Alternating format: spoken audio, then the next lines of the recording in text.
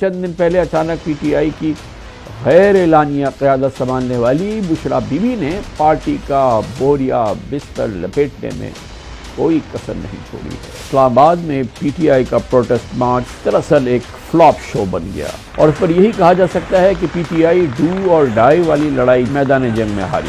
Shelling ہوئی تو Bushra be be اور چیف منسٹر کے پی علی امین گنڈاپور کارکنوں کو تنہا چھوڑ کر بلو ایریا میں اپنی گاڑیوں کے قافلے میں روانہ ہو گئے۔ ایک بہت ہی دلچسپ فیکٹ یہ بھی ہے کہ پشاور سے اسلام آباد تک پی ٹی آئی کے احتجاجی مارچ میں پارٹی کے سینئر لیڈرشپ تھی ہی نہیں۔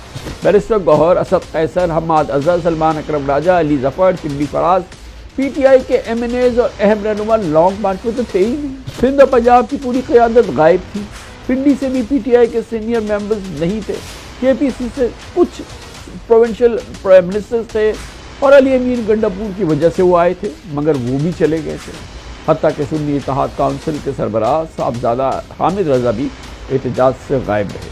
ڈی چوک سے پسپائی پر کارکنوں کا لیڈرشپ سے غم و غصہ اور انتہائی غم و غصہ وہ غلط بھی نہیں ہے۔ گنڈاپور کے جانے کی کوشش پر کارکنوں نے انہیں پکڑ کر کنٹینر پر دھکیل دیا۔ گنڈاپور بھاگ کر اپنی گاڑی میں بیٹھے تو لوگ ان کی گاڑی پر چڑھ گئے۔